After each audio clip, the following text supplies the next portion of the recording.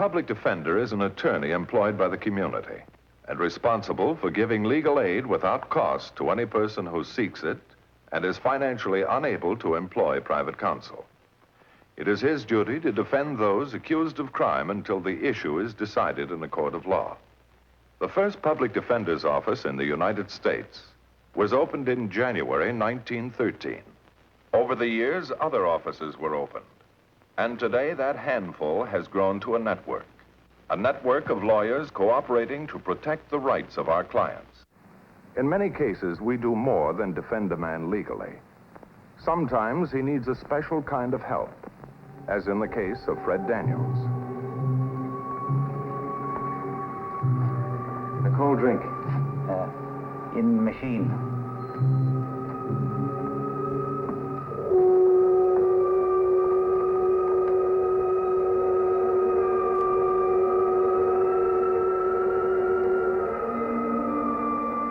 Later, Fred was driving down Laurel Avenue as if he had just been through some shocking experience. Then it happened.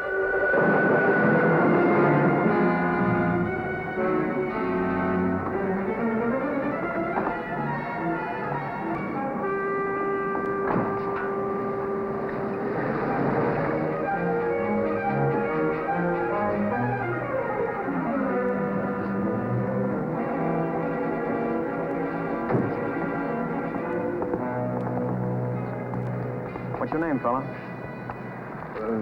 Daniels. Fred Daniels. Let's see your driver's license.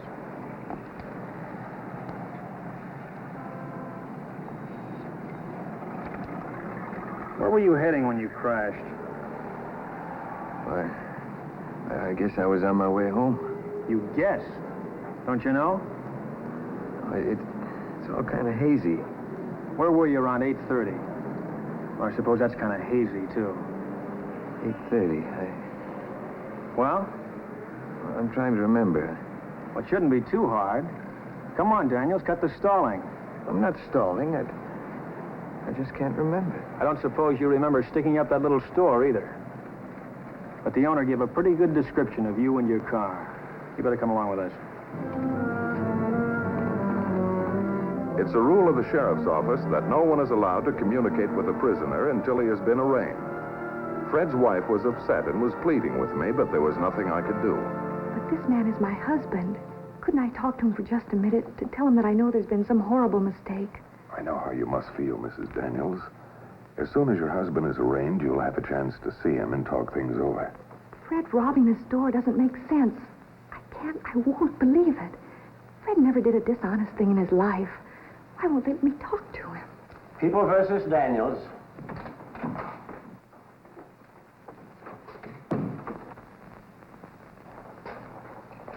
Have you an attorney? No, Your Honor. Have you the money to employ one? No, sir. Public defender appointed.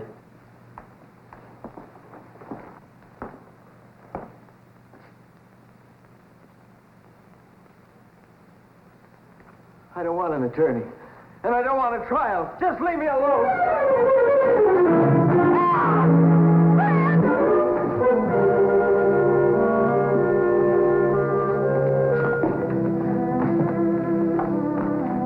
Remember, I love you, darling. I love you, and I believe in you. In a couple of days, this will all be over. So don't worry. As soon as possible, I met Fred in the interview room. It was my first chance to talk with him.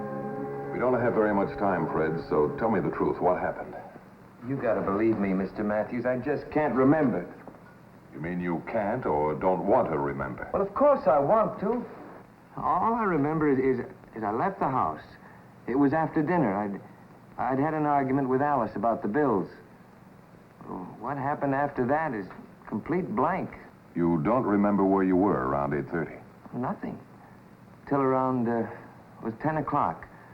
I was driving down Laurel Avenue and my car crashed. Do you remember the police picking you up? How could I forget it? Being dragged off to jail like a criminal. Detectives fingerprinting me and grilling me, and some man named Quimby telling the police, yeah, that's the guy, all right. And then I was booked for robbery, for entering his store and cleaning out the cash register. You denied it? Well, of course I denied it. I'm not a thief, Mr. Matthews. I never touched a nickel that didn't belong to me. As for this fella Quimby, I never saw him before. But he positively identified you, which is serious. Unless you can tell us where you were and what you were doing at that time. Well, that's gonna be tough. Yeah, everything's tough from the day you're born. But I had a way out, Mr. Matthews. It could have been all over this morning if you hadn't stopped me. Maybe a way out for you, Fred. But what about your wife? Well, isn't Alice worse off this way? I'm not much of a husband, Mr. Matthews. All I ever brought her was trouble and disgrace. Now she'll probably see me sent to prison. It's my job to try and keep that from happening. That same afternoon, I talked over Fred's case with Dr. Potter, a friend of mine and psychiatrist at the mental hospital at Ferndale. Before I'd venture any opinion, Bart, I'd want to study this fellow firsthand. I wish you would, Frank. I wish you hadn't told me about him. I'm on vacation. Left Ferndale to get a week's rest. Oh, it won't take too long, and if we could just help this fellow... All right, you're breaking my arm. I'll put him under observation. Thanks. And I've got some work to do, too. I can't give you the answer, Mrs. Daniels. Maybe Dr. Potter can supply it after he's observed him. Fred isn't really sick. Unless the war did something. He was in a plane crack-up, then a year in prison camp. Those are things you don't get over right away. When he's restless and nervous, that's probably the reason. What sort of work does he do? When he came home, he couldn't seem to hold a job. He said he didn't belong in an office. His talent was for writing. Ever have anything published? Just a jingle or two in an army newspaper. During the war, that's about all. But when he insisted he wanted to make writing his career, I didn't want to stand in his way. Meanwhile, our debts were terrible. I was worried, and we argued a lot. Like on Thursday night, Fred was in the living room, working hard on his book.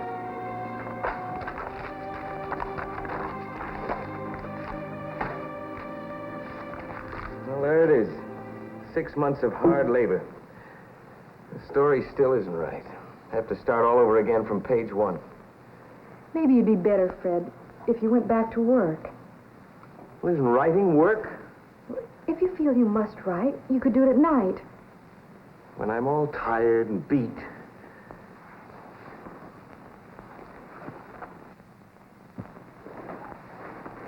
Do we have to go all over this again?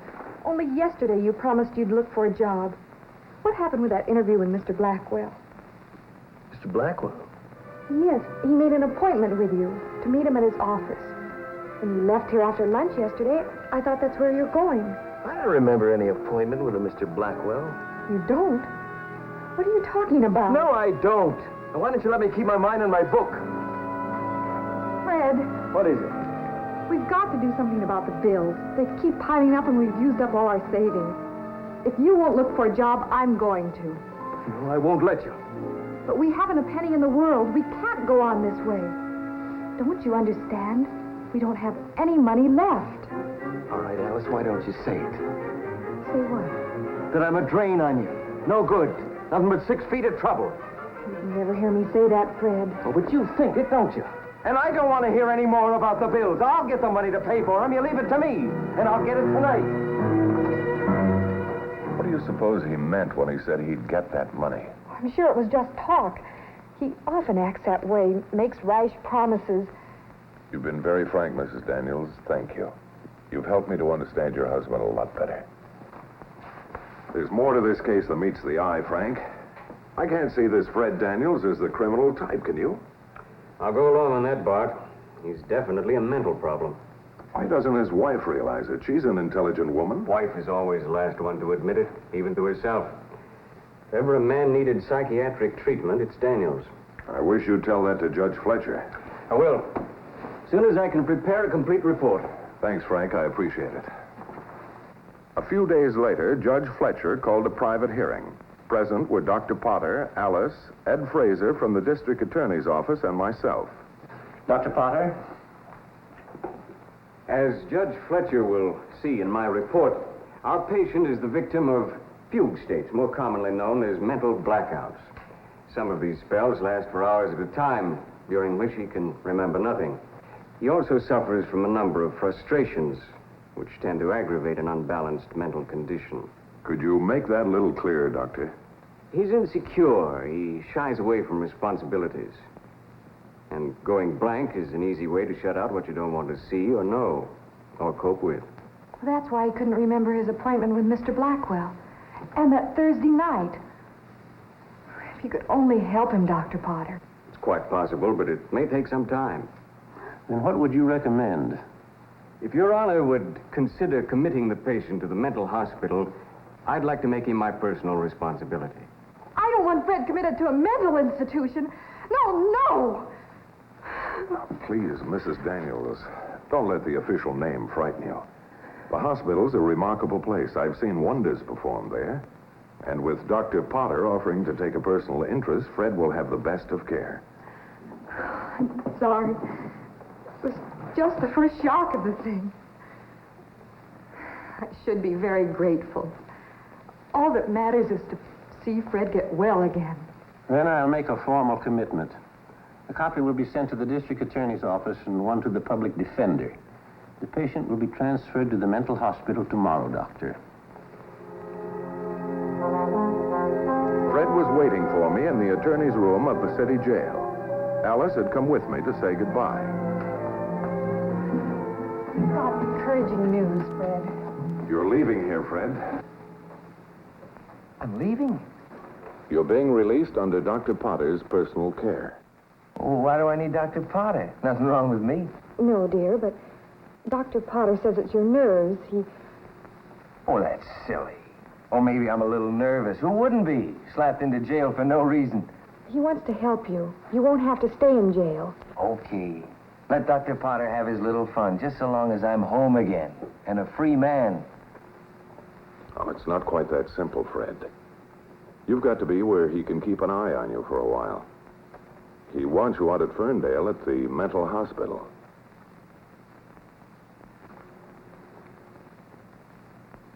Well, why do I have to go there? Now, don't get excited, dear, please. You mean you want me to go? Alice simply wants you to get well. It's more than just nerves. But Dr. Potter is sure that he can cure you. So I'm sick. Up here, is that what you're trying to tell me? Mental hospital. Why don't you use the right word? Insane asylum. And you let him sell you this bill of goods. If you really cared for me, you'd never have let this happen. I do care for you, but Dr. Potter has assured me that... I'm not being fooled, Alice. You want me put away. That's not so, Fred. Well, then why didn't you stick by me? Oh, no one's kidding me. I'm just trading a barred cell for a padded one. It's a hospital, Fred, not an asylum. The finest of its kind in the whole country. You'll receive excellent care. You save your breath. Both of you. I don't buy it. I'm not being sent to any mental institution. Why, if I had any sanity left, I'd lose it there. I'm staying right here in jail. It's not my decision, Fred. It's a court order. Take me back to my cell where I belong.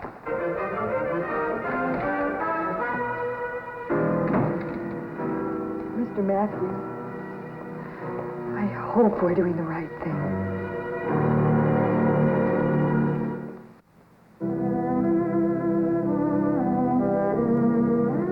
Within several weeks, I had a chance to visit Ferndale and get a first-hand report on Fred. The hardest part of the job, Bart, was getting him here. Then he's giving you no trouble. I'd say he's becoming a model patient. May I see him?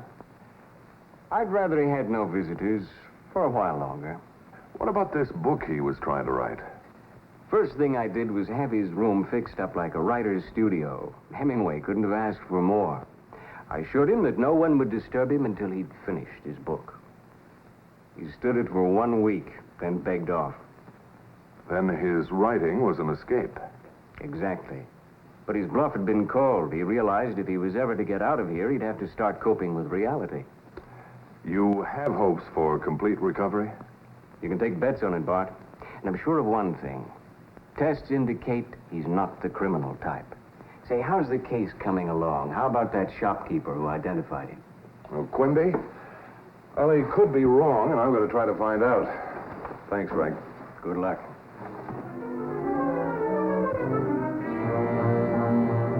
So you're the public defender.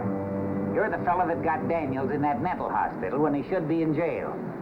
Quite sure that you don't understand all the circumstances, Mr. Quimby. Otherwise, you'd understand. All I know is he came in here, held me up at the point of a gun, took all my cash, and then beat it in his car. Couldn't this be a case of mistaken identity? See that? No sale. I got a good look at him twice. First, he came in here asking for a cold drink. That was maybe 8 o'clock. Half hour later, he came back. Hat down over his eyes, collar turned up, but it was the same guy. That's when he robbed me. And you'll swear that it was Fred Daniels. You're that sure? Sure, I'm sure. He belongs in jail, and I'm going to see that he gets there.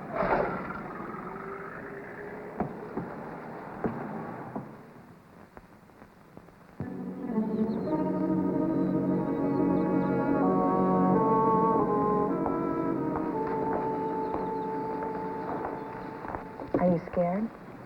About what? About leaving here? What you're going to do? Oh, no, honey. That's what's so wonderful about it. I really feel for the first time like embracing the future and molding it. Well, I don't mean reshaping the whole world or anything like that, but I can sure go to work on our little corner of it. Fred, when I hear you talk like this, it's like you never came back from the war till just now. Welcome home, darling.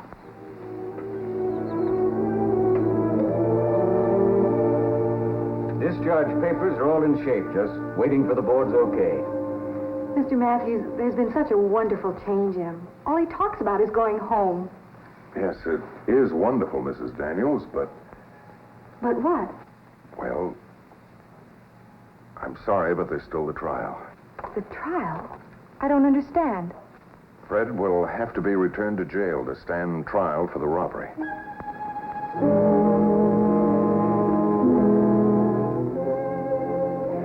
Stand trial? Why didn't you tell me this before? We thought it better to wait.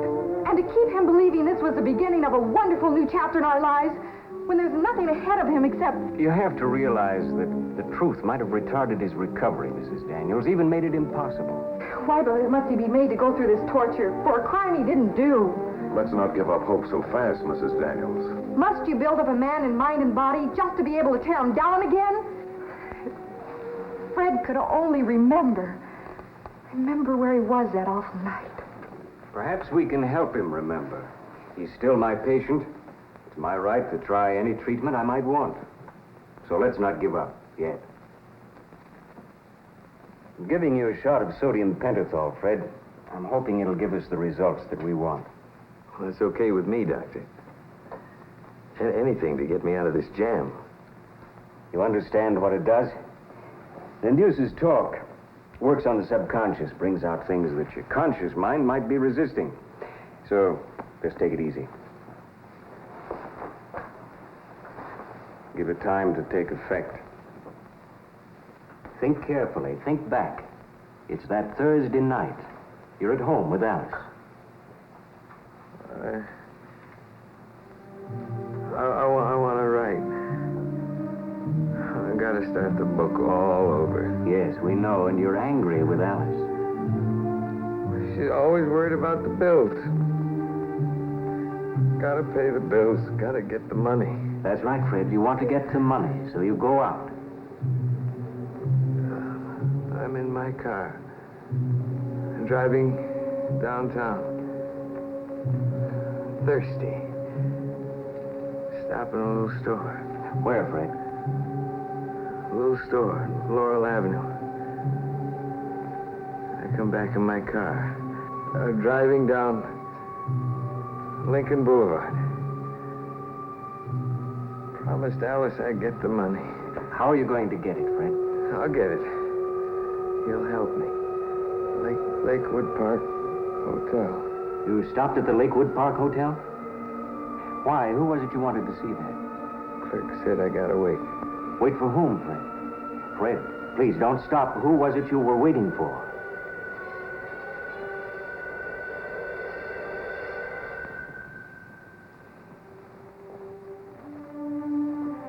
Why won't he tell you? I'm afraid this is where the block is.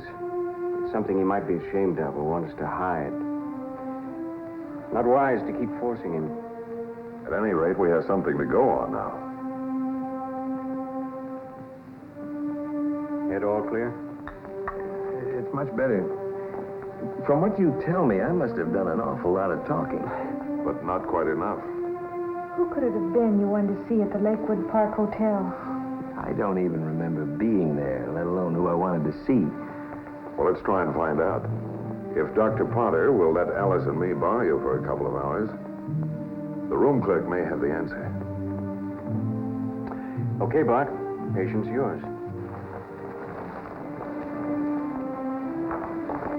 Public Defender's Office.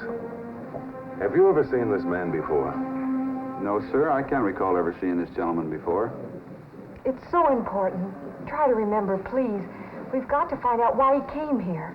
Look, ma'am, I talk to so many hundreds of people. One seems just like the other. If it's as important as you say, seems like this gentleman should be able to remember what he came here about. I only wish I could. Well, I'm sorry. Do you wish to register, sir? Well, I guess that's that. Bart! Bart Matthews. When's the last time I saw you? Not since you quit the force. Oh, Mr. and Mrs. Daniels, Joe Kilpatrick. Pleased to meet you. How do you do? You know, one guess and I can tell you what Joe's doing here. He's the house detective. It's as obvious as if he had a sign on him. You can't fool Bart. Haven't I met you before, Mr. Daniels? Oh, I don't think so. If Joe said he's met you, he has. He never forgets a face. It's my stock and trade. Hey, wait a minute. Maybe you met Fred here. You might be able to help us, Joe. We're trying to check up on something. Yeah, sure it was here about 6 weeks ago. You were asleep in the lobby and snoring loud enough to be arrested for disturbing the peace. Remember? I woke you up and asked what business you had here. Do you remember what time it was? Yeah, about 8. I just came on duty. You were waiting for someone, weren't you? And the clerk called and said you could see your friend now. It was someone on the 6th floor. Room 609. Always had a good memory for numbers. I just can't seem to connect things up. Who occupies 609? 609, that's Mr. Greenway. Is he in? I'll see, sir. Mr. Greenway's room, please. Oh, if one friend can't help another, it'd be a crazy world. Why didn't you let Alice know you were coming to see me? Well, I guess I was ashamed of asking for help. Oh, now that's nonsense. No, thanks. Well, anyway, everything's turning out all right. All we need is your testimony, Mr. Greenway. Well, sure, but there won't be much to it. Fred came up here and told me his troubles. He needed a little loan. After I gave it to him, we sat around until 9 shooting the old army breeze. He was here all that time. That's all I can say. Oh, that's all you have to say, right, Mr. Matthews? To old times, Fred, when we flew the hump together, huh? Well, let's drink to new times, to the wonderful days ahead. Fred Daniels was released, free to go home and start life fresh. His experience in jail and in the mental hospital would make material for a book. But Fred is holding down a good job and tells me that he has neither time nor talent for any writing. Oh, incidentally, a man arrested just last week confessed to a series of robberies. Quimby's store was one of them. The case you have just seen was brought to a fair and just conclusion through the efforts of a public defender. Tonight, Philip Morris salutes Public Defender John L. Maddox, Marion County, Indianapolis, Indiana, and his staff for outstanding achievement in the cause of justice.